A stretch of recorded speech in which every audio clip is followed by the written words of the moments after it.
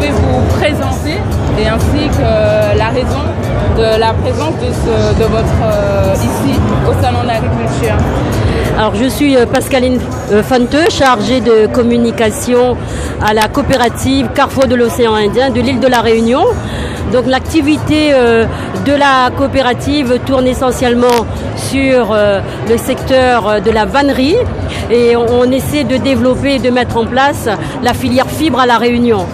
Aujourd'hui, donc pour ce stand, on a eu juste le temps de préparer des produits à base de fibres de Vacois, donc le Pandanus utilis. Mais on aura, j'espère pour l'année prochaine, d'autres fibres, notamment le vétiver, chouchou, donc chayotte, quoi encore, le cocotier, le bananier, le choca. Donc vous voyez que si vous voulez, cette filière n'existe pas. Donc le fait d'être au salon pour nous, ça nous permet, nous, d'une part, pour la première fois, vous avez un stand vannerie dans un salon international. On a fait fort. Donc, et là, on va s'y tenir, on va essayer de garder le pari et gagner ce pari, rendre visible ces produits et dire qu'il y a un réel besoin, en fait, que ces produits soient là. Et que les gens attendent, en fait, ce type de produit qui n'est pas high-tech, mais qui sont liés, en fait, qui ont une histoire. Bien sûr, il y a le passé ancestral, mais on travaille aussi vers une évolution. Notamment, regardez cette tente, on a travaillé en fait sur un dessin, une géométrie particulière, et ça donne ça. Alors, donc, c'est quoi? Tout est du Vacois, fibre naturelle. Il n'y a pas de teinture, vous avez plusieurs types de Vacois. Donc on a fait un maillage de ces différentes couleurs et ça vous donne ça. Donc il y a un travail de fond et de design à faire pour développer la filière. Mais on y tient et on va le faire. Et je pense que vu le résultat qu'on a eu aujourd'hui et le nombre de compliments qu'on a eu sur les produits, on peut dire qu'il y a un marché dans la filière fibre. C'est votre premier salon de l'agriculture? C'est notre premier salon de l'agriculture. Et votre coopérative, elle existe depuis combien de temps? Depuis 2015. D'accord, donc elle est assez récente? Elle est récente. D'accord, il y a combien de personnes qui travaillent la vannerie, le Vacois? Alors on est une quinzaine d'artisans. Alors ces artisans ont été formés par la coopérative dans un premier temps pour qu'ils aient en fait la même base et la même technique pour pouvoir reproduire les produits d'une manière un peu standard, même si on sait très bien que tout ce qui est fait main n'est jamais standard, c'est généralement des pièces uniques.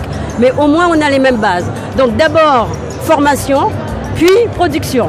Donc on a une approche filière de cette filière. D'accord, et vous êtes situé où à La Réunion? À La Réunion, donc le siège social se trouve à Saint-André.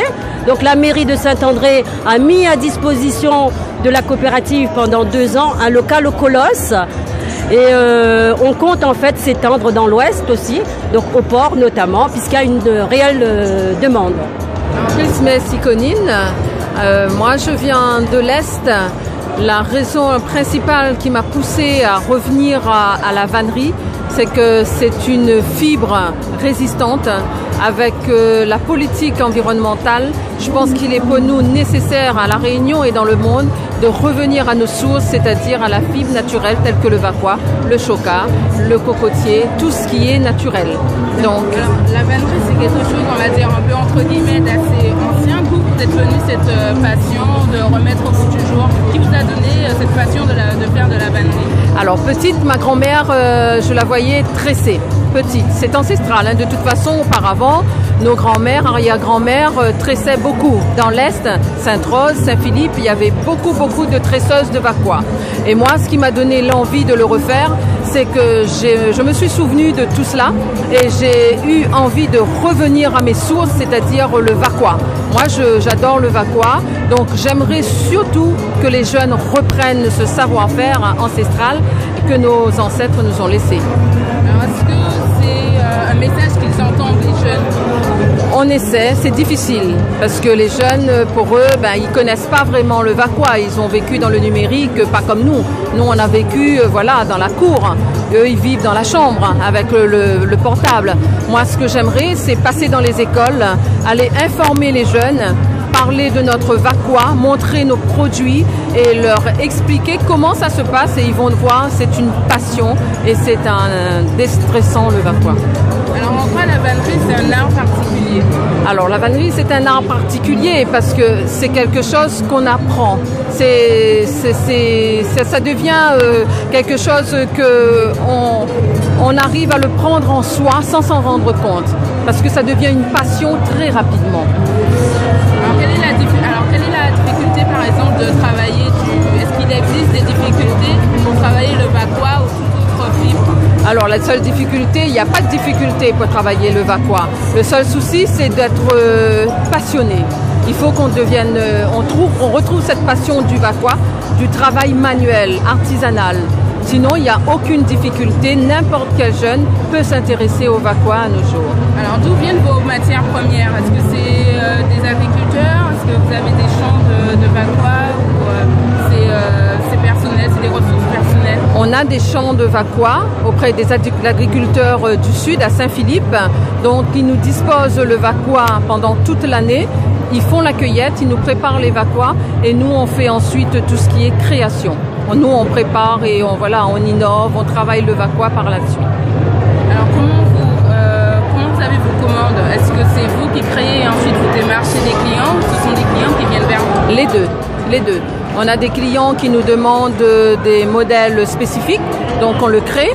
Ou alors nous, on fait des propositions et on crée entre nous des modèles. À chaque fois, on essaie d'innover. Alors, quel est le type, quel genre de clients avez-vous? Est-ce que c'est des personnes qui ont connu le Vaqua et qui ont la nostalgie de cet art ou ce sont tout type de personnes? On a tout type de personnes. Pour l'instant, pour le moment, on a surtout les hôtels qui nous demandent pour les touristes.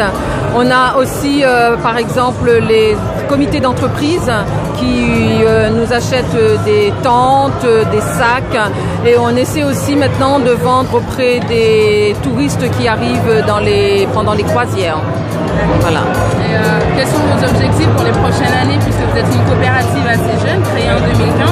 Comment vous voyez par exemple cette année 2018 et comment vous voyez développer cette filière? Alors avec cette opportunité de passer au Salon de l'Agriculture, nous on pense malgré tout pouvoir promouvoir ce Vaqua et d'autres fibres de la Réunion en dehors de la Réunion de façon internationale.